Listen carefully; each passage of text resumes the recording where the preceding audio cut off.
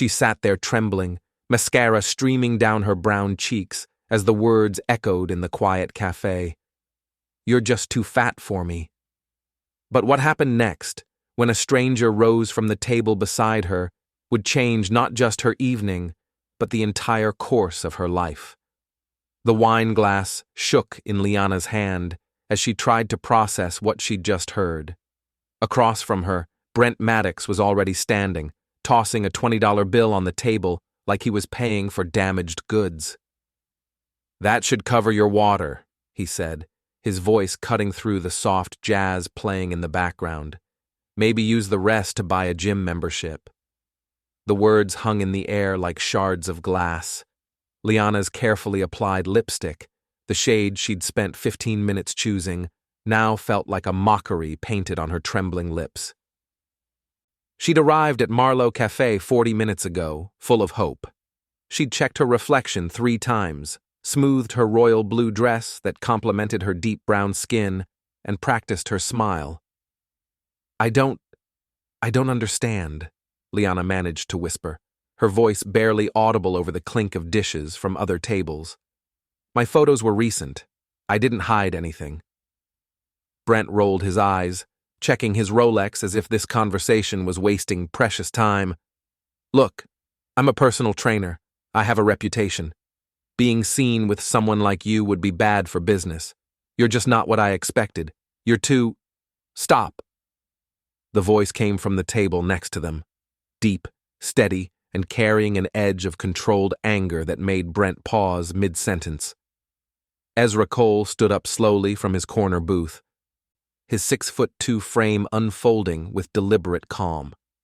His dark brown eyes were fixed on Brent with an intensity that made the smaller man take an involuntary step back. Ezra's rich, deep complexion caught the warm cafe lighting, his strong jawline set with quiet determination. "I'm sorry. Is this your business?" Brent scoffed, trying to recover his swagger. "It is now," Ezra said quietly, moving closer. His hands were steady at his sides, but there was something in his posture, protective, solid, that made other diners turn to watch. "You've said enough. Leave." Brent laughed, but it came out nervous. "Oh, what? Are you her boyfriend? Makes sense. Losers stick together, right?" Ezra didn't rise to the bait. Instead, he moved past Brent entirely, pulled out the chair opposite Liana, and sat down. His eyes met hers, warm brown, meeting tear-filled hazel, and something passed between them. Understanding, maybe, or recognition of pain. "May I?" he asked Liana gently, ignoring Brent completely. Liana nodded, too shocked to speak, tears still rolling down her cheeks. Ezra turned back to Brent, who was still standing there, mouth slightly open. "She's beautiful," Ezra said simply. "You're just too shallow to see it. Now leave before I forget that my daughter taught me to use my words instead of my fists." The mention of a daughter seemed to confuse Brent further. He looked between them, muttered something about pathetic, and stormed out, his expensive cologne lingering like a bad memory. The cafe fell silent for a moment. Liana could feel eyes on them, some sympathetic, some curious. Her cheeks burned with humiliation. She wanted to run, to disappear, but her legs felt frozen. "I'm sorry," she whispered to Ezra. "You didn't have to—" "Yes, I did," Ezra interrupted softly. He pulled a napkin from the dispenser and handed it to her. "No one deserves to be spoken to that way, especially not on what was supposed to be a nice evening out." Liana dabbed at her eyes, smearing her mascara further. "I must look like a mess." "You look like someone who's had their heart bruised by someone who didn't deserve to be in the same room as you," Ezra said. "I'm Ezra, by the way. Ezra Cole." "Liana?" she managed. "Liana Myles." "Liana," he repeated, as if testing how her name felt. "Can I ask you something? When's the last time you ate? I mean, really ate, not just pushed food around your plate." The question was so unexpected that Liana almost laughed. I ordered a salad earlier, but you were too nervous to eat it. First date nerves. I remember those. Something flickered across his face, a memory, perhaps, though Liana couldn't read it. How about we start over? Pretend the last 20 minutes didn't happen. Hi, I'm Ezra, and I was just about to order the best lasagna in Raleigh. Would you like to join me? No pressure, no expectations, just two people sharing a meal. Liana looked at this stranger who'd stood up for her, who was now offering her kindness instead of pity. His warm, dark skin and kind eyes radiated genuine concern. Why? She asked. Why would you do this for someone you don't know? Ezra was quiet for a moment, his fingers drumming lightly on the table. Because I have a 7-year-old daughter at home named Nia, he said finally. And last week, she came home crying because a boy told her that her homemade dress wasn't as pretty as the other girls' store-bought ones. I held her while she cried, told her she was perfect exactly as she is. But tonight, sitting here, hearing what that man said to you, I realized I can't just tell Nia to stand up for others. I have to show her. Liana felt fresh tears forming, but these were different. She sounds lucky to have you. I'm the lucky one, Ezra said, and there was something in his voice, a weight, a story, that made Liana want to know more. She saved me in ways she'll never understand. Before Liana could ask what he meant, an older black man with silver hair and kind eyes approached their table. Mr. Romano, the owner, set down 2 plates of steaming lasagna without being asked. On the house, he said with a warm smile that crinkled the corners of his eyes. Anyone who stands up to bullies eats free in my restaurant. He winked at Liana. And you, beautiful lady, you deserve better than that fool. Eat. The food here heals hearts, I promise. As Mr. Romano walked away, Ezra picked up his fork. He's right, you know, about the lasagna, and about deserving better. Liana took a tentative bite, and the flavors exploded on her tongue. Rich tomato sauce, perfectly seasoned meat, creamy cheese. It was comfort in food form. This is incredible. Wait until you try the tiramisu, Ezra said with a small smile. Nia makes me order it every time we come here, which is every Tuesday. It's our tradition since… He paused, that shadow crossing his face again. It's our tradition. They ate in comfortable silence for a few minutes, the normal sounds of the cafe returning around them. Liana found herself stealing glances at Ezra.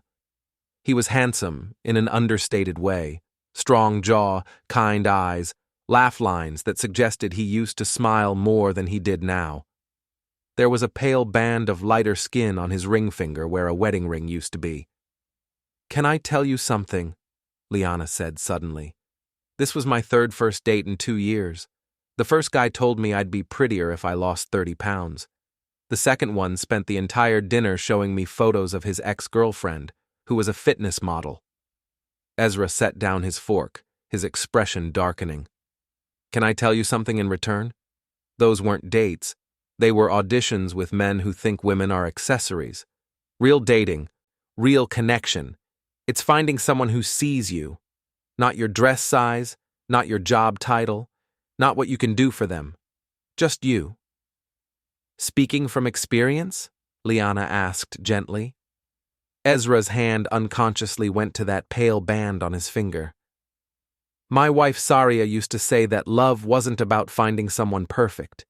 It was about finding someone whose imperfections you could live with, and who could live with yours. He took a breath. She passed away 18 months ago. Complications during routine surgery, an allergic reaction no one could have predicted. Liana's hand moved across the table instinctively, stopping just short of his. I'm so sorry. She would have liked you, Ezra said, surprising himself with the admission. She was a pediatric nurse, actually. Always standing up for kids who couldn't stand up for themselves. I'm a pediatric nurse, Liana said softly. At Crestview Medical Center. Ezra looked at her with renewed interest, sitting up a bit straighter. Really? That's where Saria worked. 3rd floor, oncology. I'm on the 5th floor NICU, Liana said, her eyes widening at the coincidence. I probably passed her in the elevators 100 times. They both sat with that strange coincidence for a moment. The world suddenly felt smaller, more connected. Liana wondered if Saria had been one of the nurses she'd smiled at in passing, shared a tired look with during a difficult shift. "Tell me about Nia," Liana asked, wanting to see the light return to his eyes. And he did. Ezra's entire demeanor changed when he talked about his daughter, his shoulders relaxing, his smile becoming genuine. "She's 7 going on 35, loves art, hates math, insists on wearing tutus to the grocery store. She's teaching herself piano from YouTube videos because she wants to surprise me for my birthday. I pretend I don't hear her practicing when I'm cooking dinner." Liana found herself genuinely laughing for the first time all evening. She sounds amazing. She is. But it's been hard, Ezra admitted, his voice dropping. She asks about her mom less now, which somehow hurts more, like she's forgetting or trying to protect me by not bringing her up. He pushed the lasagna around his plate. "I've been doing my best. Learned to braid hair from online tutorials, figured out the difference between ballet and tap shoes. But there are things I can't teach her. Things only another woman could." "You're doing better than you think," Liana said earnestly. "The fact that you stood up for a stranger tonight, that tells me everything about the kind of father you are. Nia is watching you, learning from you, even when you don't realize it." Ezra studied her face, really looked at her. "Can I confess something?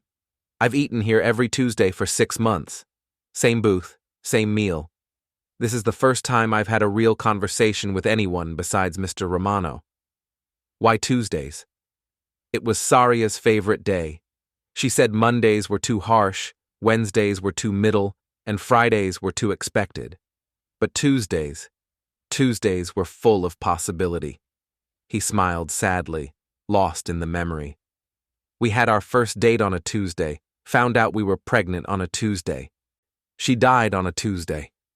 Liana did reach for his hand then, covering it gently with hers. "And you stood up for a stranger on a Tuesday." Ezra turned his hand palm up, letting their fingers intertwine briefly before pulling back, as if remembering himself.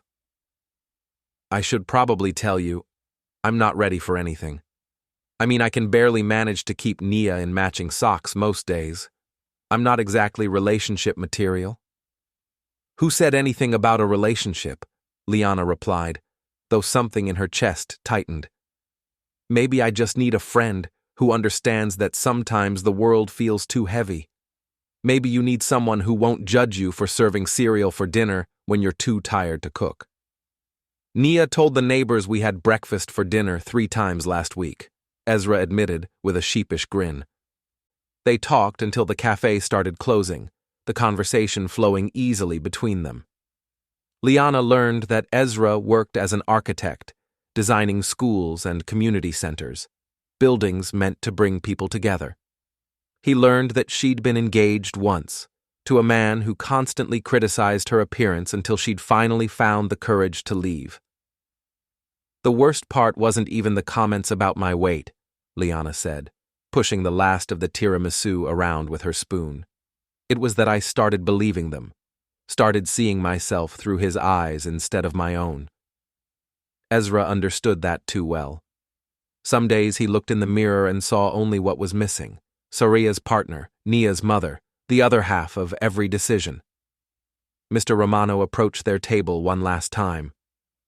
"We're closing, but you two, stay as long as you need. Love doesn't follow restaurant hours." "Oh, we're not," Liana started. "Just friends," Ezra finished quickly. Mr. Romano smiled knowingly, his eyes twinkling. "Of course, just friends who look at each other like they found water in the desert." He walked away, humming an old love song. They exchanged numbers in the parking lot, standing between their cars under the yellow streetlight. Ezra's was a practical SUV with a sticker that read, "Former baby, current chaos," in Nia's handwriting. Liana's was a small sedan with a hospital parking pass hanging from the mirror. "Thank you," Liana said, "for everything. For standing up to Brent, for dinner, for making me feel like a person again." "You were always a person," Ezra said firmly. "Anyone who made you feel otherwise was wrong." As Liana drove home to her apartment, she felt something she hadn't felt in months: hope. Not for romance necessarily, but for the possibility that there were still good people in the world, people who stood up instead of looking away. But when she got home and saw her reflection in her bedroom mirror, Brent's words came flooding back. "Too fat. Bad for business. Not what I expected." She stood there in her blue dress, the one she'd been so excited about, and suddenly saw everything wrong with it. With her. With the foolish hope that someone like Ezra could actually want someone like her. For the next 3 days, Ezra texted simple things. A photo of Nia's latest art project. A dinosaur wearing a tutu. A joke about coffee being a food group. A question about her day. Liana would type responses, then delete them. What could she say? That she'd spent her lunch break crying in a supply closet? That she'd called in sick to work because the thought of pretending to be okay felt impossible? On day 4, Ezra called. Liana let it go to voicemail. "Hey, Liana. It's Ezra. I just wanted to make sure you're okay. Anyway, I'm probably overstepping, but I wanted you to know that Tuesday meant something. Not in a pressure way, just, it was nice to talk to someone who gets it. The grief thing. The feeling like you're not enough thing. Anyway, call me back if you want. Or don't. But know that someone's thinking about you. Okay. I'm going to stop rambling to your voicemail now." Liana played that message 17 times, hearing the genuine concern in his voice, the slight hesitation, the warmth. A week passed, then 2. Ezra kept sending texts, but they became less frequent, less hopeful. Liana wanted desperately to respond, but shame is a powerful prison, and she'd locked herself in tight. She stopped going to her usual grocery store, afraid she might run into him. She took different routes to work. She even avoided the street where Marlowe Café was located, as if proximity to that night might make her remember what hope felt like. 3 weeks after their dinner, Liana's best friend Kira showed up at her apartment unannounced. "Okay, enough," Kira said, pushing past Liana into the apartment. The tall, dark-skinned woman with her signature braids crossed her arms. "You've been ghosting everyone. You look like you haven't slept in days, and I know something happened. Spill." So Liana told her everything, about Brent, about Ezra, about the dinner, about the fear that Ezra's kindness was just pity. Kira listened, then smacked Liana gently on the arm. "You absolute idiot. A man stands up for you, spends hours talking with you, leaves you the world's most adorable voicemail, and you think it's pity. Liana, honey, pity doesn't call 3 weeks later. Pity doesn't text you dinosaur drawings. That's interest. That's care." But Liana couldn't shake Brent's voice, couldn't stop seeing herself through his cruel lens. A month after their dinner, Ezra sent one final text. "Liana, I don't know what you're going through, but I want you to know something. That night at the restaurant, I didn't defend you out of pity. I defended you because what he said was wrong. You don't owe me anything, not a date, not a response, not even an explanation. But if you ever want a friend, just a friend who sees you for who you really are, I'm here. No expectations, no judgments, just friendship." Liana cried for an hour. Then she texted back, "Coffee? Just as friends?" Ezra's response came in less than a minute. "Absolutely. You picked the place and time." They met at a small coffee shop 3 days later. Liana had prepared a speech about not being ready, about needing to work on herself, but Ezra stopped her gently. "Liana, I meant what I said. Just friends. No pressure. I know what it's like to feel broken. After Saria died, I didn't leave the house except for Nia's school stuff for 2 months. My sister had to literally drag me to grief counseling. Healing isn't linear, and it definitely isn't pretty. I've been skipping meals, Liana admitted quietly, then eating everything in sight, then hating myself for both. It's like Brent's voice is stuck in my head. Ezra nodded, understanding in his eyes. After Saria died, I heard her voice everywhere. Except the voice in my head wasn't really her. It was my guilt talking, telling me I should have noticed something was wrong, should have insisted on a different hospital. The real Saria would never have said those things. They met for coffee every week after that. Just friends. Ezra never pushed for more, never made her feel like she had to be anything other than herself. Some days Liana was chatty and bright, other days she barely spoke. Ezra accepted both versions without question. After a month of coffee dates, Ezra invited her to Tuesday dinner at Marlowe Café with Nia. "No pressure," he said quickly. "Nia's been asking, and Mr. Romano threatens to give away our booth if I don't bring the beautiful lady back." Liana was terrified. Meeting Nia felt huge, like crossing a line she couldn't uncross, but she said yes. Nia Cole was a force of nature. She had her father's brown eyes and warm, deep complexion, her hair pulled into two perfect puffs adorned with colorful beads, but a spirit that was entirely her own. "Are you the lady who was sad?" Nia asked within 2 minutes of meeting Liana. "Nia!" Ezra looked mortified. "What? You said she was sad, and that the mean man was a—" She glanced at her father. "Not nice person." "I said he was not nice," Ezra corrected. "Same thing," Nia said, then turned back to Liana. "I like your dress. It's blue like Elsa's, but better because it's real." And just like that, Liana fell a little bit in love with Nia Cole. Dinner became a regular thing. Every Tuesday, the three of them at the corner booth. Nia would chatter about school, show Liana her drawings, demand that Mr. Romano judge whose pasta-eating style was funniest. She never asked why Liana was there, never questioned the relationship. To Nia, Liana was simply someone who belonged at their table. "My mommy's in heaven," Nia announced one Tuesday, apropos of nothing. "Daddy says she watches us and makes sure we're okay." Liana glanced at Ezra, who looked frozen. "I'm sure she does," Liana said carefully. "Do you think she'd like you?" Nia asked. "I don't know," Liana answered honestly. Nia considered this seriously, tilting her head. "I think she would. Daddy smiles more when you're here. Mommy always wanted Daddy to smile." Ezra excused himself to the bathroom, but Liana could see him wiping his eyes as he walked away. 3 months into their friendship, Liana had a bad week. A patient at the hospital, a premature baby she'd been caring for, didn't make it.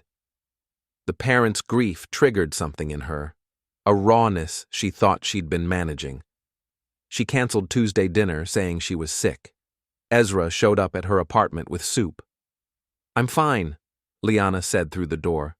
"No, you're not, and that's okay. You don't have to let me in, but I'm leaving the soup outside. It's from Mr. Romano.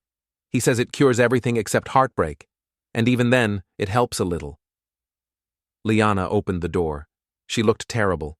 Unwashed hair, red eyes, wearing the same pajamas for 3 days. "I lost a patient," she said simply. Ezra sat down the soup and hugged her. Not a romantic hug, not a careful hug, but the kind of hug that holds you together when you're falling apart. Liana sobbed into his shoulder, and he just held on. "The worst part," Liana said later, sitting on her couch with the soup between them, "is that the mom looked at me like I should have saved him. Like I failed. And maybe I did." "You didn't fail," Ezra said firmly. "Sometimes horrible things happen despite our best efforts. Trust me, I've become an expert in horrible things that couldn't be prevented." They sat in comfortable silence, sharing soup and grief. "Can I tell you something weird?" Liana said. "Sometimes I think Brent did me a favor. If he hadn't been so cruel, you wouldn't have come over. We might not have become friends." We would have found each other somehow, Ezra said with surprising certainty. Nia says you were meant to be in our lives. She's usually right about these things. She predicted the neighbor's pregnancy and the school hamster's escape. Liana laughed, the first real laugh in days. She's something special. She gets that from her mom. Then he paused. But also from surviving loss. Kids are resilient in ways adults forget how to be. 6 months after that first Tuesday at Marlowe Café, Liana realized she'd fallen in love with Ezra. It wasn't dramatic or sudden. It was quiet, like finally noticing the sun had risen after a very long night. She loved how he danced terribly to Nia's favorite songs in the middle of Mr. Romano's restaurant, not caring who saw. She loved how he still wore his wedding ring on a chain around his neck, not ready to let go completely, but moving forward anyway. She loved how he texted her bad architecture jokes and remembered how she took her coffee and never once in 6 months commented on what she ate or didn't eat. But more than that, she loved who she was becoming around him, stronger, steadier, someone who could laugh at her own bad jokes and wear bright colors and eat tiramisu without calculating calories. The turning point came on a Tuesday in September. Nia had the flu, so it was just Ezra and Liana at dinner. I have something to tell you, Ezra said, nervously fidgeting with his napkin. Liana's heart stopped. She forced a smile. Oh, that's great. Who? Ezra looked confused. What? No, I mean seeing a therapist, about moving forward, about… He gestured between them. This. Liana, I'm falling for you. Have been for months. But I needed to make sure it wasn't just loneliness, or Nia needing a mother figure, or me trying to save someone because I couldn't save Saria. My therapist says those would all be wrong reasons. Liana could barely breathe. And what did you conclude? That I'm falling for you because you're you, because you make Nia laugh, because you understand that grief doesn't have an expiration date, because you're the first person I want to tell when something good or bad happens, because you've seen me at my worst, crying over Saria's pictures, snapping at Nia when I'm overwhelmed, and you still show up every Tuesday. Ezra, I know you might not feel the same way. I know you're still healing from what that jerk said to you, from your ex, from all of it. I'm not asking for anything to change. I just needed you to know that when I look at you, I don't see any of the things those idiots made you believe about yourself. I see someone brave and kind and beautiful, exactly as you are. Liana reached across the table and took his hand. I need to tell you something too. I'm terrified. Not of you, but of believing this is real. Every relationship I've had, I've been too much or not enough, too emotional, too fat, too imperfect. You're not too anything, Ezra said firmly. You're just right for us. You're just right. I love Nia. I need you to know that this isn't just about you. I love her too. She loves you back. Yesterday she asked if you could teach her how to braid hair because YouTube doesn't explain it right. Liana laughed through tears she hadn't realized were falling. I'm ready to stop being just friends. If you're still interested. I've been interested since you smiled at Nia's dinosaur drawing, but I wanted you to choose us because you were ready, not because you felt obligated. I choose you, both of you, all of it. Tuesday dinners and terrible dancing and grief that sometimes shows up uninvited, and Nia's tutus and Mr. Romano's knowing looks. Their first kiss was right there in Marlowe Café, with Mr. Romano openly weeping and other diners applauding. It tasted like tiramisu and possibility. Ezra and Liana dated for a year before he proposed. He did it at Marlowe Café, of course, on a Tuesday, with Nia holding the ring box and Mr. Romano live-streaming it to his family. Liana, Ezra said, down on one knee while Nia bounced excitedly beside him, you turned our Tuesday dinners into something magical. You've shown Nia that family isn't just about who you're born to, but who you choose. You've shown me that love isn't about finding someone to replace what you've lost, but finding someone who helps you carry it. Will you marry us? Say yes, Nia shouted.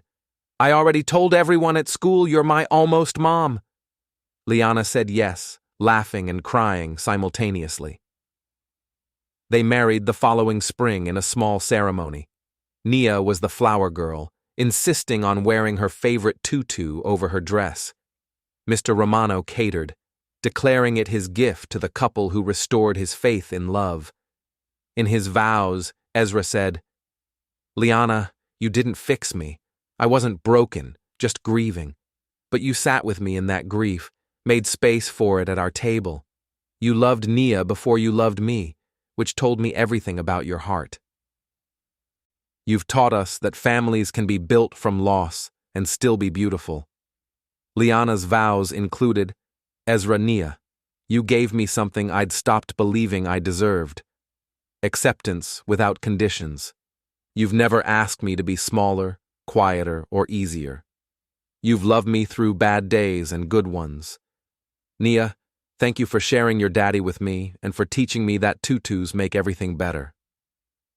There wasn't a dry eye in the house. Today, 4 years later, they have Nia, now 12 and fierce in her defense of anyone being bullied, and twin boys, Marcus and James, who are 3 and believe their big sister is an actual superhero. Liana still has bad days. Sometimes she looks in the mirror and hears Brent's voice. But then Ezra will wrap his arms around her from behind and whisper all the things he loves about her body, how it grew their children, how it cares for sick babies, how it fits perfectly against his when they sleep.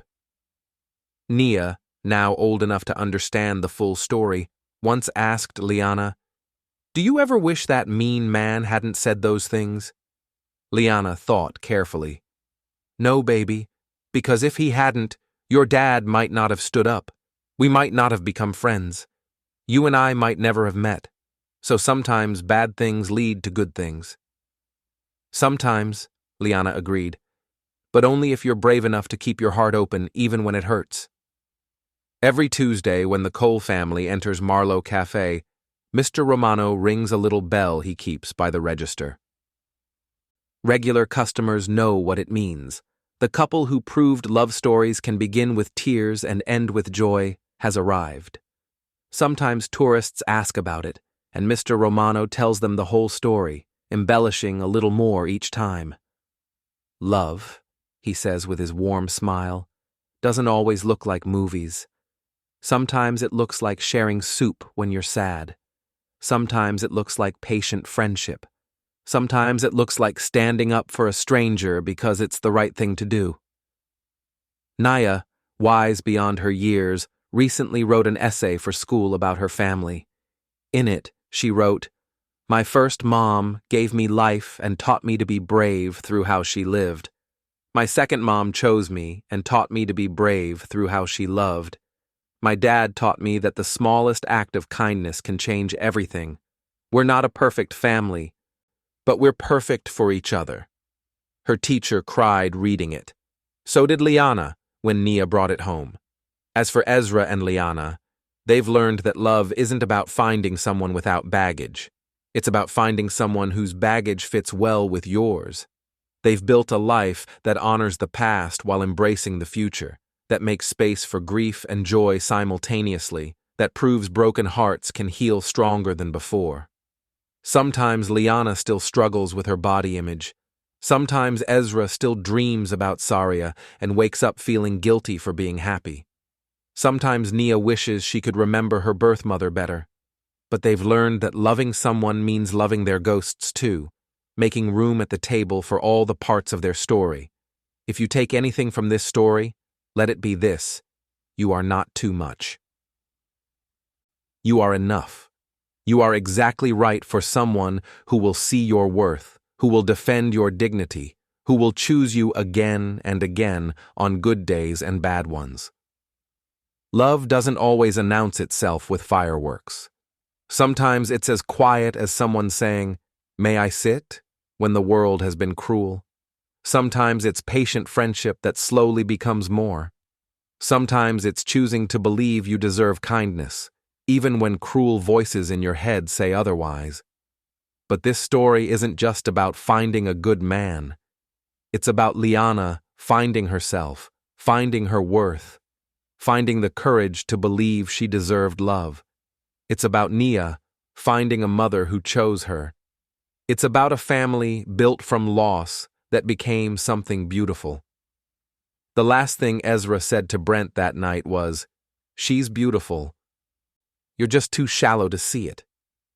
He was right. Liana was beautiful, not because of her dress size or despite it, but because of her kindness, her resilience, her ability to love even after being hurt. Brent couldn't see it because he was looking at the surface. Ezra saw it because he was looking at her soul. And that makes all the difference. So, if you're wondering if you'll ever be enough, if anyone will ever see your worth, remember Liana's story. Remember that Tuesday at Marlowe Café. Remember that sometimes the worst thing that happens to you becomes the door to the best thing. Your Tuesday is coming. Your Ezra or your Liana is out there. Your Mr. Romano is keeping a table warm for you. Your Nia is waiting to love you unconditionally. Don't give up. Don't let the Brents of the world convince you that you're too much or not enough. You're exactly right for the life that's waiting for you, for the love that's looking for you, for the family you're meant to build or find or become. Friends, if this story touched your heart, if it reminded you of the power we all have to change someone's life with a simple act of kindness, please don't just watch and walk away. Hit that subscribe button and join our community.